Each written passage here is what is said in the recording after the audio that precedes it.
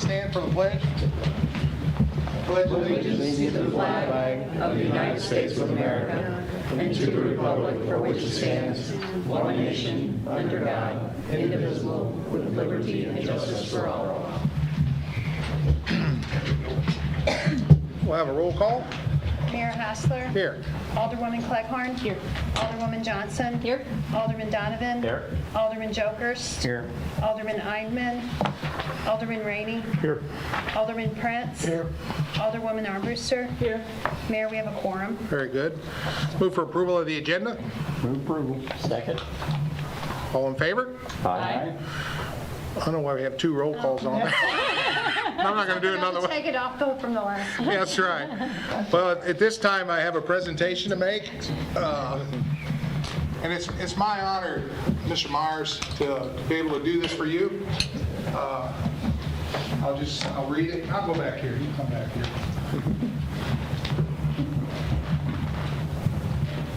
Let's see, one of the opportunities and one of the greatest things about being mayor is being able to meet folks like yourself and a lot of other people here that I would have never had that opportunity if I probably wouldn't have been mayor. And it's been an honor being able to work with you with the last 5 years and to get your input and your knowledge and your influence in this community. It's been great. And it's been an honor to be a part of that. That's for me to you personally. I thank you very much.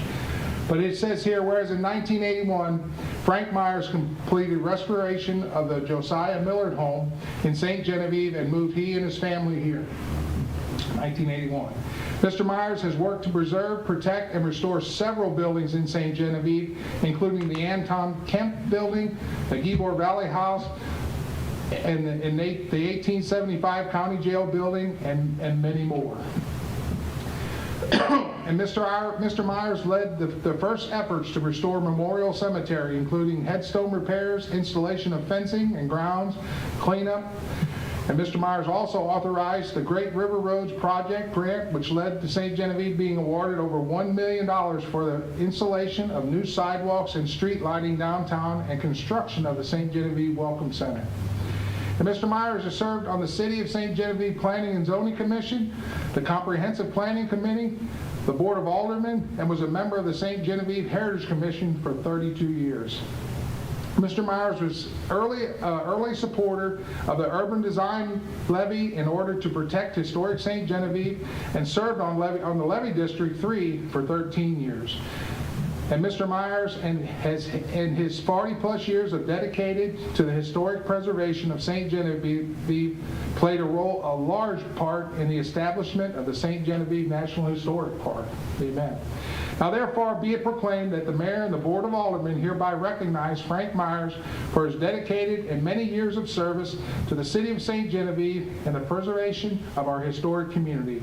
In testimony whereof, I have hereunto set my hand and caused to be affixed the seal of the City of St. Genevieve, Missouri, this 28th day of April, 2022.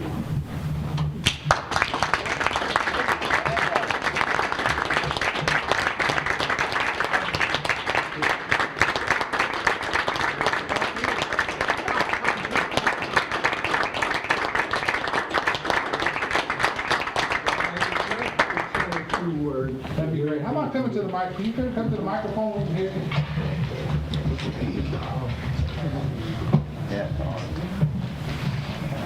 I appreciate very much the thanks that you're giving me, but I also want to say that that is a two-way street. My family, I retired after 27 years in the military, 5 continents.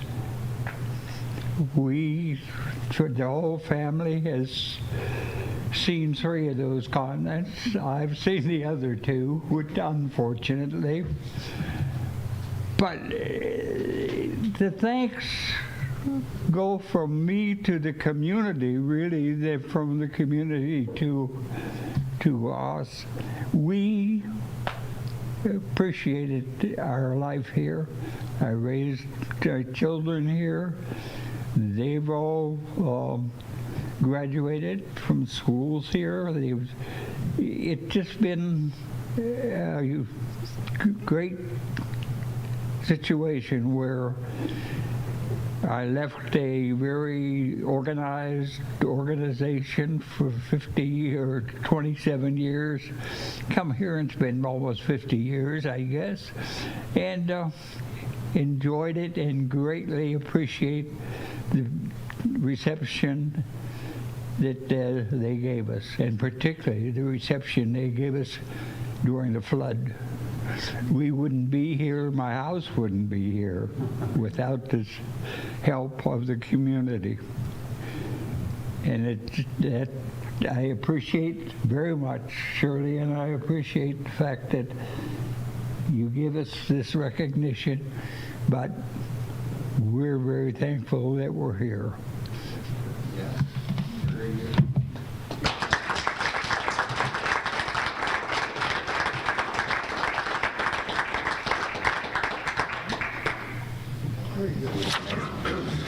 We'll move on to our city administrator's report. Got an updated report at your seats. Item 6, just to let you know that we have received a preliminary copy of the pavement preventive maintenance plan from Cochran. We're reviewing it. We will probably make some changes. I've already seen some things that need to be updated or corrected, and then we'll bring it to the board for a full review before it's adopted. So it's being done. I hope you received the ICMA assessment. If you did not, let me know, and I'll get that sent to you. We're working on liability casualty insurance with Lakeland and with Missouri General Insurance, who showed some interest. We still have some paperwork to fill out. We're getting with / tomorrow morning to go over the ransomware paperwork that they've sent us that we've never gotten in the past. So this is all new stuff. So we'll get that filled out, and we should have a quote back in May. It doesn't renew until July 1st. Any questions on the rest of the report? Good. Very good. Thank you. Takes us to our chief, Eric.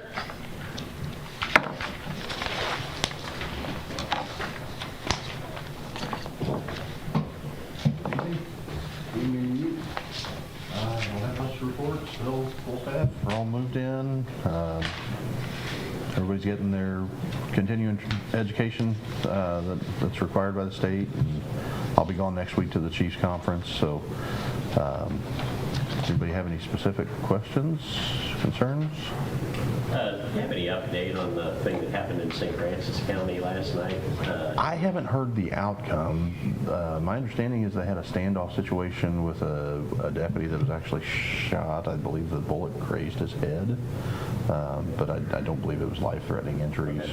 My understanding is it came to a conclusion like 2 a.m. and they got the guy in custody. So definitely could have been worse, but it's all around us, and it's just so frequent now. So I know it was a head injury, but I didn't know how. Yeah, I think luckily, I think he fared okay on it. Yeah, So good. well, thank you. Thank you. Thank you. Steve?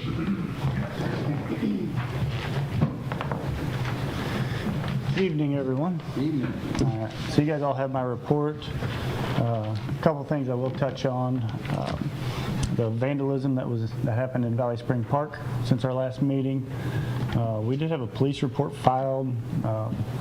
Somebody had came in there, vandalized, ripped the sinks off the walls, soap dispensers, paper towel dispensers, took the paper towels out of the dispensers, TP'd the facility inside and out, rocks in the toilets, everything. So I asked community to help also keep an eye out on stuff like that. So Right. What did you have to replace, this sink? sink, I think a toilet seat frame, soap dispenser, and we were able to fix the paper towel dispensers. So.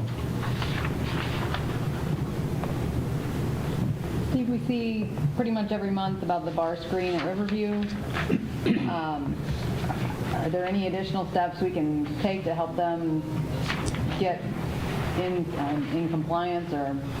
Okay, so the reason that it's in there is to notify everyone, and the reason I'm not taking any action is, so once that thing piles full of debris, it filters everything, so it's only letting clear water through. It's not affecting our system. It's affecting theirs, Okay, but it's not affecting I ours. see. Thank you. So. So if there starts to be a further issue, it's going to be their issue, not ours. If it ever starts flowing into our system, it will be addressed immediately. Okay, thank you.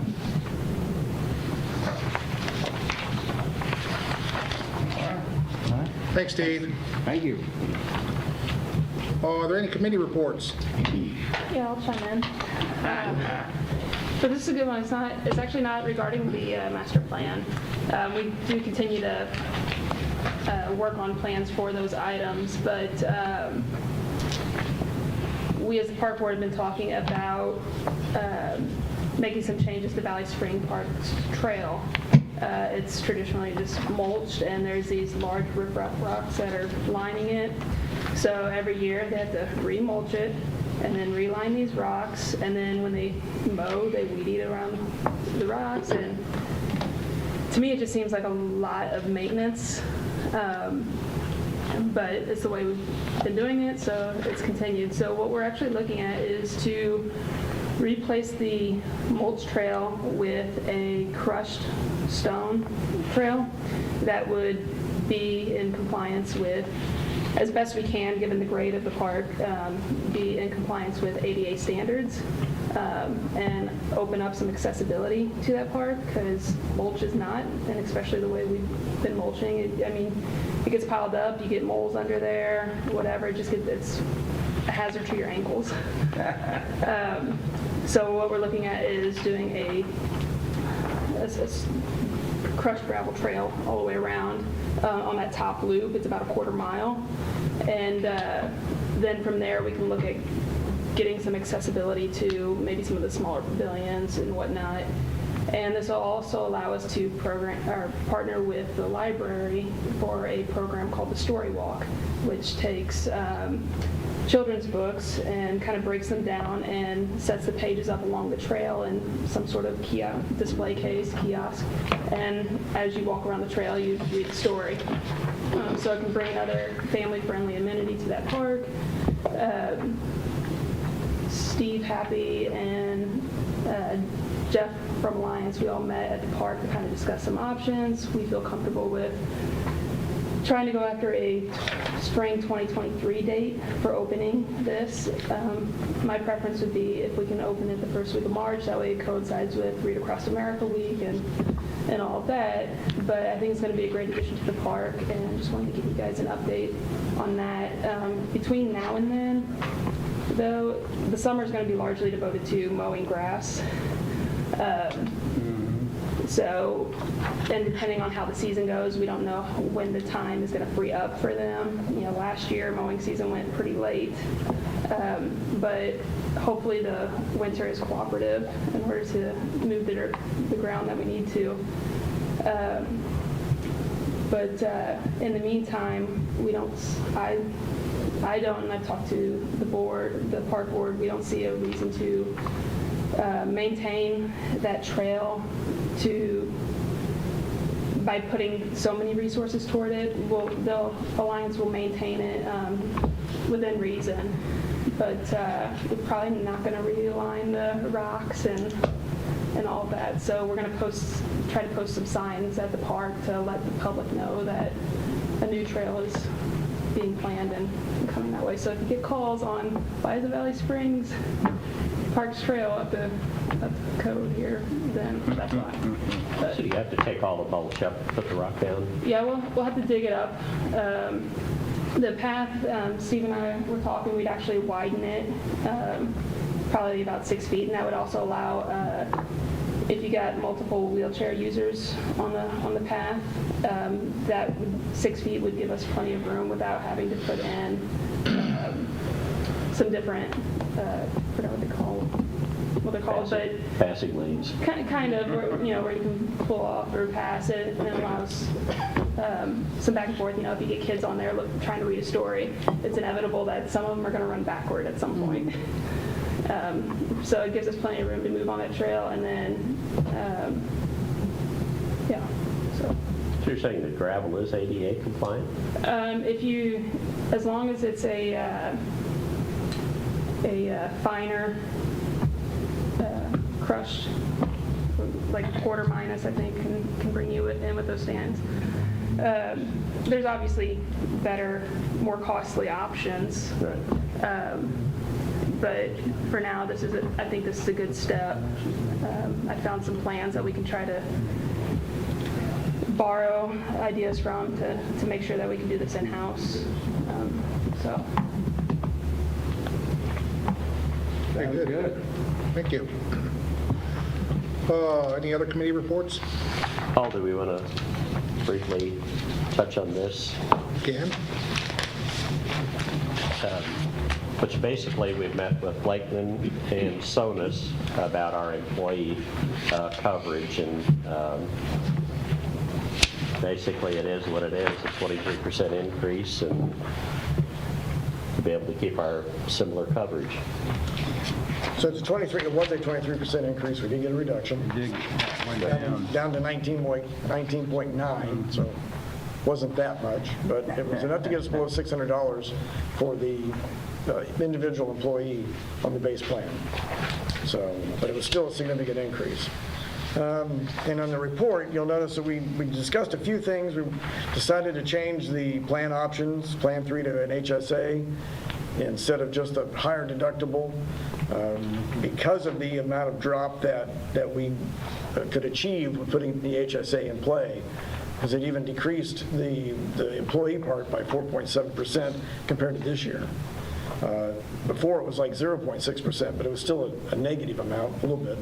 But that may be the future that we're looking at, and we're going to sit down with staff after this and see if we can work up some numbers on if we did an HSA, how can we make that work for an employee, for the city, try to save everybody some money, because that seems to be kind of where everything's going as to that type of insurance policy. And so we have the increase of 20 to 30%, which is reflected in the revised numbers that we passed out. But we also talked about capping it to stay competitive with the county at $300 for the employee part. So if we went up to 40%, some people at 40% are going to pay more than $300 for their portion of either family, dependent, or spouse. So that's one of the things that the board can consider is we were going to still increase at 10%, but cap it at $300 for their portion of the base plan or of the HSA plan. The buyout plan is all the responsibility of the employee. So anything above those normal numbers. And again, the premium difference is about $120.15, which we're applying to the HSA for the optional plans that they can choose, and that'll offset those costs because we're saving a little money for that, and we're helping the employees if they want to get on the HSA. And we'll have to also open up HSA accounts for those employees. We've talked to Bloomsdale and MRV banks, so we're still working on that. You feel like you have enough time to get everything? We have to submit this by tomorrow. Okay. Yeah. So that might be a consideration that we might want to change the way we do this, because coordinating 10 people into a meeting is difficult. Because MEWA, who's the group that we go through with the chamber, to get the insurance amounts, cannot get it to us soon enough, and then we have to coordinate everybody's schedule. So my recommendation is that we may want to do it more in-house with staff, and then get the committee together after we've had a chance to talk to Sonus, because we were pushed back because of vacations, scheduling, getting the amounts, putting the spreadsheets together. It's nice to have the committee, but it's dragging us down. And so we're kind of rushing into this. I hate to do that, but we have to have it in by tomorrow because it's due May 1st. And then we're even pushing the employees. We only gave them a week and a half to make a decision on which plan they wanted. So we've had just 2 employees that have held out so far, but we have to chase down, but we'll get that done. Our major delay was with Sonus and Lakeland. Yeah. Good. Yeah. Yeah. So next year we may, again, we'll meet with them first. We can meet during the day, anytime during the day, and then we can get those numbers, bring it to the committee, and then go further from that. But just having a full committee, we're just dragging ourselves down too much with trying to get everybody together. You know, of course, the major problem was we had one company to deal with, and that was at Anthem. Yeah. And just so you know, all the other insurances were like 43 to 46% higher, as opposed to the 23. So we definitely felt the 23 was good. And comparing it to some other cities, our employee costs are at a good level. We are less than what some of the cities are paying. I'm glad to see that. Still, I don't like seeing 23% increase. There's still a big advantage of staying with me, though. Yeah. Right. Yeah. So we have seeked out the best deal. Yeah. Yeah. Well, yeah. So can we approve this tonight, but then discuss the cap at a later date, since that doesn't go into effect until March 1st of next If year? you wish, yeah. We just wanted to bring it as a recommendation, so yeah, if you want to hold off on that, we'll do that later. I think we would benefit from a discussion about that, so if we don't have to decide that tonight, I think that's something we should discuss it in the future. Yeah, definitely the push is to get it approved through Lakeland so we can sign the contract. Okay. Sounds good. All righty. Move approval on consent agenda. Hold on. Oh, you got something for us? Oh, and I did have a question about that, too. So Wait a Happy- minute, here. Oh, sorry. I'm sorry. Buck got me ahead here, honey. Go ahead. What do you have, is this? On the consent, and a question about the consent agenda. Okay, first of all, we gotta have to do public comments. Is there Oh, any, gosh, I'm is there sorry. any public comments? Any public participation? Any come? All right, now we'll move forward on the consent agenda, Buck. I did, didn't I? No, you didn't. What do you have, Susie? Just a question about the surplus equipment. So Happy, we corresponded a little about this. I just wanted to make sure there weren't going to be any issues with no administration vehicle. Now, I think what we're looking at is we'll see how it works for a year. And then Okay. We'll have more vehicles next year when we get new police cars. Yeah. So Okay. we'll just update if we need to. So for a year, we'll probably have a little, our insurance will go down a little, and our, Your insurance will go down a little, we'll get money for the car, we'll have expenses for travel. Okay. Long distance travel. But one thing, we'll get a new vehicle, the right vehicle for the building department, because we don't want to keep the two Tauruses, we want to keep the Explorer. okay. So you're comfortable with all of that? I mean, I agree with what Alderman Prince said about, this is the best time to get rid of that vehicle, so. But if somebody who would normally use that vehicle, uses a personal vehicle, will reimburse Right. for mileage? Okay. Yeah. So can the two departments share that vehicle? You can and you can't. I mean, the building department uses it more because of inspections. So there's not like somebody can go out of town and take the vehicle, because we would need it for inspection purposes. We're hoping in the future we have lots more inspections and have to use, a vehicle like that. But we're just kind of trying to look into the future, but. Right. But if it is taken out of town and the building department has to use it, then we'd just be reimbursing expenses also, correct? Yeah, but that's short trips. We'd rather not mess with short trips. Long trips, it's better to do mileage in that case. So that's what we're going to shoot for there. Any other questions on the consent agenda? Half these back, right? Yeah.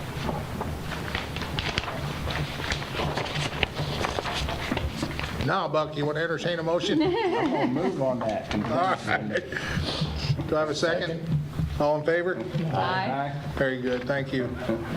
Takes us to old business, bill number 4486, an ordinance vacating all that part of the 12-foot alley located within block number 2 of Ziegler's addition to the city of St. Genevieve, County, Missouri, from the north right-of-way line of Ziegler Street extending northwest to the south right-of-way line of LaHaye Street. Motion to approve?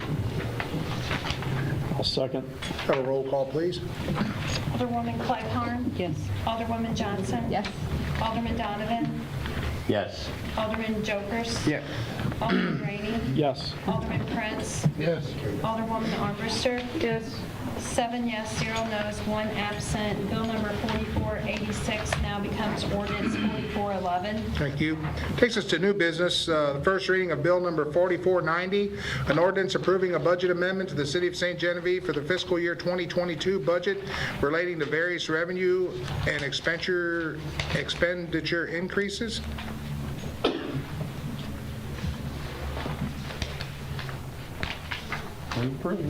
Second? All in favor? Aye. Takes us to first reading of Bill number 4491, an ordinance of the City of St. Genevieve, Missouri, amending the personnel manual as set forth below.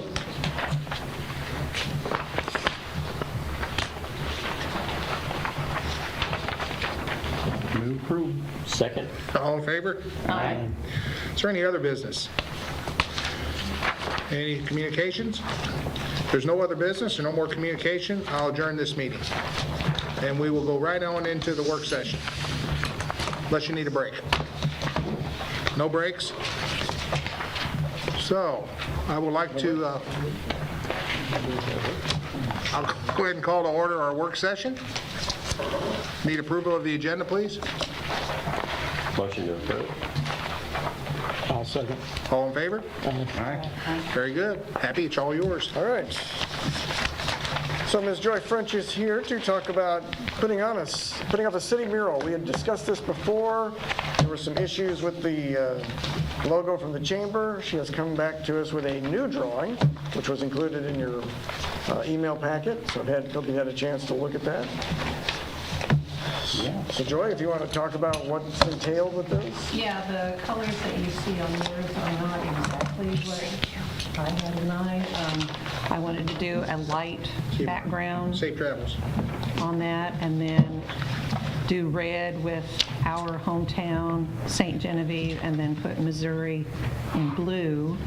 Put the state flag down here, the dogwood blooms down here, or I'm sorry, dogwoods up here, hawthorn down here, and then the Missouri River running across the middle and designating Jeff City with the star and designating St. Gen with the fleur-de-lis, and then also pointing out Kansas City, St. Louis, Cape, Springfield, just as reference, points of reference.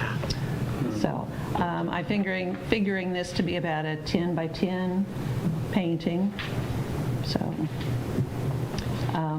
I would ask, if possible, maybe some reimbursement for materials and the use of a lift that I would probably need for this.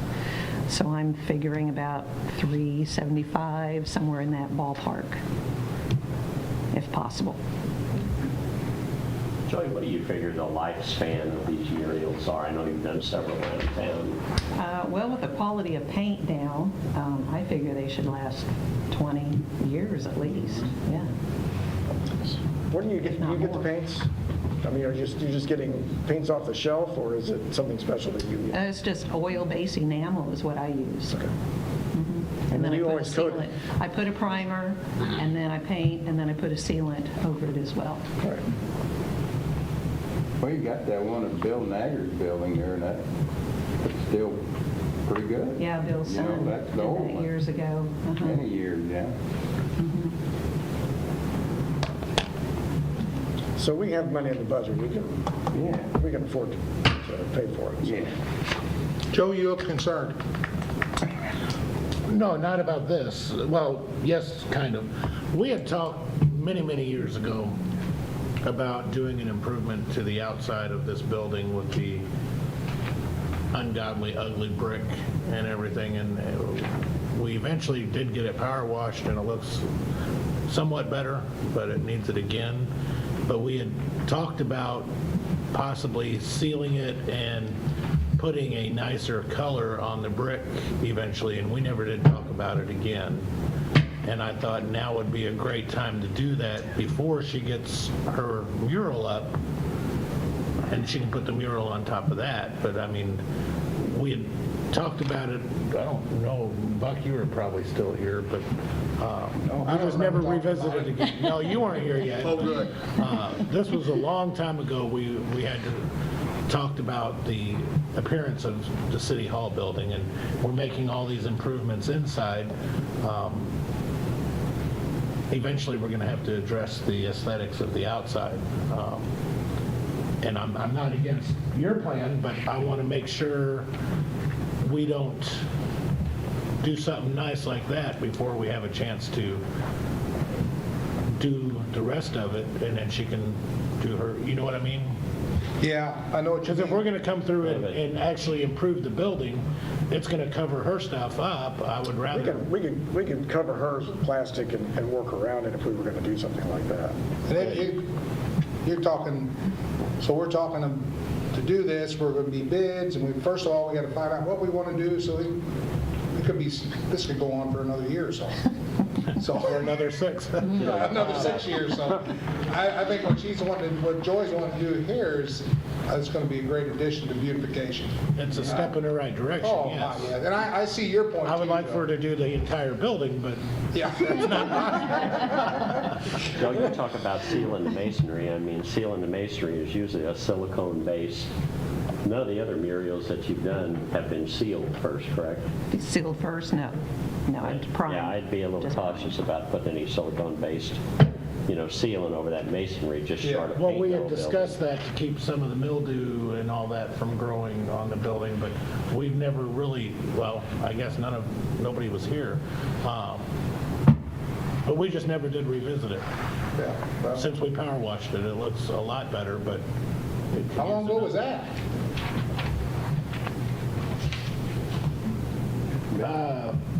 6 years ago? It wasn't 5 years ago. It's been here 5 years. 10? 15 or 16. Remember that? Still looking good. Still looking good. Yeah, could use it again, though. So the murals you've painted before, have you power washed before you, For the Union Hall, I did that one, Right. had that one done. I don't know if I'd recommend power washing that area or maybe the wall and stuff, and we should be able to do that Yeah. internally, can't we? And but I don't know. We I ought to think power it's a wash the great whole building, idea. Joe. Yeah. Probably help. Yeah, And this will go on the north wall? right here, yeah. correct? Is there any concern for, if people are stopping and taking pictures with it, parking, because sometimes they park like dummies over when they get out the park, take pictures with the mural over there. Is there a concern about that type of attraction being here with the bank parking lot, the police There's plenty of exit, parking right here, though, if somebody wants to park police there. exit, things like that? I don't see that being an They're issue. not there very long. I mean, Yeah, if they take a picture, I wouldn't think that'd be a, You'd be surprised. yeah. You're talking like $350, $75 worth of material. Right. And free labor. More or less. That's a great idea. I think it's awesome. I think we move want on. to donate the material. What do you think, Mike Greeny? Well, I'll tell you, normally, I'm an advocate for what Joe's talking about. It seems like you would do all the paint work first, but I understand we wouldn't want to delay that. I would hope we could get Joe's concern on an agenda, or maybe as a budget line item for budget talks coming up. We could budget paint. So just to put it out there, I'm against painting brick because it becomes a maintenance issue after. You're not lying. I agree. Murals are one thing. Painting a whole brick structure is another thing. We'll look at improvements on the exterior of the building when we do the city hall side of this project. At this point, we're just trying to do this room, nothing else with the exterior, right now. But, David Bova and I talked about it the other day because he brought the same thing forward. It's like, what about painting the brick? It's like, Sounds like you need to form a committee. She just limestone. I think I have a building wash committee that brick could look and at a this. nice feel. Scope work's not the same. Mike, what happens is, and I've painted 2 of them in the last 5 years and stuff, it's not the brick, it's the mortar joints that start causing the problems. And that's, I'm all too familiar. yeah. I understand. Do a German shear on the brick. So So anyway, but that's why I'm moving ahead with what Joy wants to do. So That's do we why- need a motion on that then, or? No, just, well, yeah, you would need a motion or just an agreement that you all are okay with painting City Hall. And then. We're you putting know, a mural on with City the- Hall. With the monetary part of it. We can do that, and, we don't have to have approval for that, because we can pull that out of budget. But painting the building that you all can kind of watch over is what I'm looking for tonight. Yeah. Let's move forward. Yeah, I think this is great. Great, Yeah. thank you very much. Yeah, Thanks, Josh. thank you. Well, that's the only thing on there. Goodbye. No, We're not looking at the wrong guys. We like to keep things hidden from the, Yeah, this revised it's not hard. Tuesday. I didn't get that one. It's in your email. It's a new email. have that. It's a new email. He didn't. see, you need to come in. I'm gonna get you in the office and get that thing working. All right. Okay, so I'm all about that. the second item on the agenda is the closing of park restrooms. Park Board discussed this at their last meeting.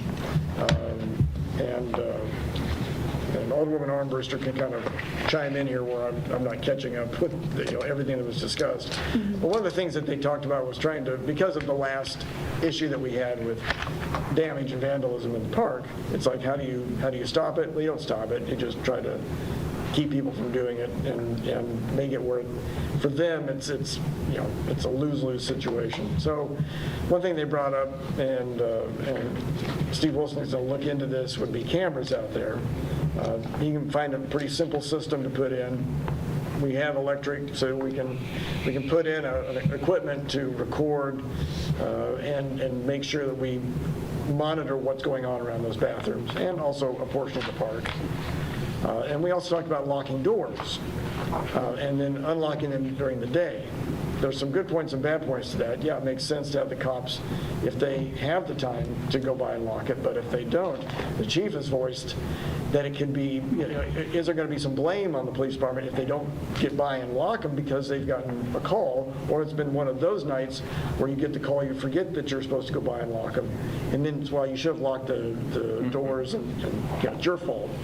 And then on weekends, we don't have public works. So unlocking can be, I mean, who goes out and does that? I mean, you have the police department do it in the morning and the evening. That's putting a lot on them to be responsible for. The other thing, if we could ever get internet to where it was accessible, maybe you could do like remote locks or timed locks. I haven't seen anything like that yet. They're expensive. Yeah. I think we ought to be very clear, though, when a crime is committed, the criminal is the one who's responsible for the crime, not somebody who forgot to. Yeah. Somebody steals your car, it's not because it may be contributing, you forgot to lock it. It's the car thief that is the person responsible for that crime. So I wouldn't hold, if our officers are out there doing what they're supposed to do, I wouldn't hold them responsible if they're on a call, something happens and they can't lock that door. Or any It's not, employee. it's not their, it's not Alliance fault. So what times are you talking about? 10 o'clock at night and 6 in the morning? Yeah, so Pierre Marquette's the only one that's open till 11. All the other parks are dusk to dawn, or whatever. Basically open during daylight hours. Dawn to dusk. Let's do that. Dusk to dawn is when they would be locked. But yeah, I can see some pros and cons of it. Of course, I wouldn't hold either of the staff organizations responsible if something happened, and because they didn't, it wouldn't happen because they didn't do it. It happened, like Mike said, because somebody made a poor choice to go wreck some property that isn't theirs. But the biggest issue would be on the weekends. If we're not able to, even if the police department did do it, to unlock them on the weekends, you run the risk of them getting a call, not being able to unlock them, and then you got a family with youngsters over there that really need to get into the restroom. So they're unlocked all the time now. Currently, yeah. So any time we lock them is a benefit, whether we remember to do it or somebody's authorized. I'd say lock them when we can, and Yeah, I mean, That's more than not. it could be a benefit for the summer hours. I mean, if we're stereotyping here, likely the vandals are middle school to high school age kids. It, is what it appeared to be. This last instance happened the Thursday evening before Easter, so it was the first day of Easter break for the schools, things like that. So I know it's a popular time for the kids to get together before the holiday. Are we talking just about Valley Spring and Pierre Marquette, or are we talking downtown as well? The park board wanted us to bring it up to the Board of Aldermen to see if we could find a solution here. And they'd like to see Valley Springs and the restrooms downtown on Main Street. Right now, Pierre Marquette, I don't know that it's quite worth the effort right now. Not much to damage. No. And I want to allow the chief some time to also chime in on this. Yeah, absolutely. Have we ever had any vandalism at the Main Street Park? Yes. Yes, yeah, we have. But we didn't get charges on that one. And we have a potential suspect on this case. My hope, and statistically speaking, if we can get cameras and signage that there are cameras, I think that's going to be as beneficial, more prevention than, if somebody wants to kick the door and go in and vandalize it, they can do that. I think that, one, having the cameras there, using them, having them be successful in prosecution is going to go farther than locking the bathrooms. Again, my hesitance is the more security guard tasks we put on these guys, the less that they're actually out there doing their job. And, we've had, when we were locked in the cemetery, should that have gotten forgotten, and nothing happened out there, we'd get a barrage of critics and criticism for having missed locking the cemetery. So my preference would be stick with the cameras, do some signage indicating that there's cameras, and put those up at all the locations. I would like to think that would be successful, if we're needing to do a short-term thing, and that's the only solution, then. You could get an alert if there's motion there. It depends on the camera that we put in, yes. I know rings do that. Yeah, you could set the hours that any motion would, so if, when during the park is closed, but, we're not guaranteed that that's when the vandalism is going to occur. Right, but it's However, an effective tool for you yeah. if we have sensing motion and alert go to whoever's on duty. Yeah. And Yeah, absolutely. Well, there was a lot of activity they had to get them rocks from along the path. So that individual would have been going in and out, in and out. Yeah, they spend a lot of time on that work. They had the paper towels. I don't know who saw it. We had some of the photos posted to the Facebook page to hopefully somebody would see it and be willing to tattle, I guess. We've had issues before, vagrants sleeping in there and vandalizing things, then, defecating all over the place. But, like I said, I think cameras across the board, is the ounce of prevention that we need here, so. So you're just talking about external cameras? Yeah, we wouldn't do any internal Yeah, cameras. you wouldn't put them in. We're not going to go all Chuck Berry. Nowhere tears up something, how are you going to know it was them? Yeah, and that's true. But again, with the motion sensing, if they're not supposed to be in the park anyways, Right. then if it's an after hours offense, then them even being there is going to be somewhat indicative of Did the park board talk about cameras at all? what's that? Yeah. So they did? Oh, Yeah, Steve had mentioned to us a camera system that he's familiar with. How much is a camera system, a ballpark? I've not heard I think no. it's like $300 to $500. What's that? $300 to $500? I'd rather see that. I'd rather try that. I think that's going to be successful. I hate that we have one instance and then we lock them up, lock everything up, and then they don't get back open again. And it's just an inconvenience for people that are using the park. And it's a burden to... Then the law-abiding citizens are suffering because... Yeah, and the problem you have with this is you catch these folks and There's no And that was the biggest, justification, they ain't gonna do nothing. those were the two biggest disappointments in the comments that I had seen. You know, a lot of comments on our Facebook shares and whatnot were, you know, basically this person ruined it for That's the exactly whole what's happening. community, you know. Yeah. It was a county resident who had brought her young children into the park that kind of tipped off on Facebook that this event had happened. And, you know, she's like, you know, my kids had to see that, and then you have to explain that. And, you know, they're really young, so they don't quite understand. And things like that. And then, you know, if you got kids there, and then we've got to lock the restrooms for a week because, you know, it becomes a place you don't want to go to. Safe to So- say cameras pay for themselves in about a week's time if you Yeah. look at an officer's labor rate and what it would take to.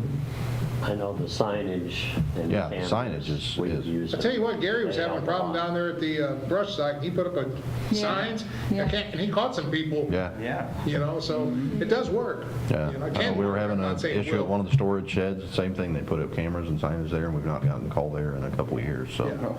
And we'd be able to securely store the recording Yeah. mechanism, so, I think that's the route I would like to see us go. Yeah, I agree. I don't know about anybody else, but Yeah. I'm all in Steve favor of that. said, Steve said like 250 a piece. did that unit have motion sensing on it? Yes. Eric, you use that recording in court if you need Yes. to? Yeah, that makes Motion sense. sensing and night vision. That'd be good. And then we can make them pay for damages, I mean, that's up to the court, the restitution that they assign, ask for yes. it, but yeah. Sounds good. Do they have So any we're going to move equipment forward on the tasers? cameras for sure. What was the cost? What did it cost? Just more research. Okay. What's that? How much did it cost for this vandalism? I didn't see the final numbers. I think it was It submitted was in to the report, but I don't have that here. I don't have the number here. It was in the Jeff, report. Jeff up in the park submitted the numbers to the PD. Thank you. Who's that? All right, that's it. All right. All right. Anything else? Meeting adjourned. Thank you all. Thank you, Mayor.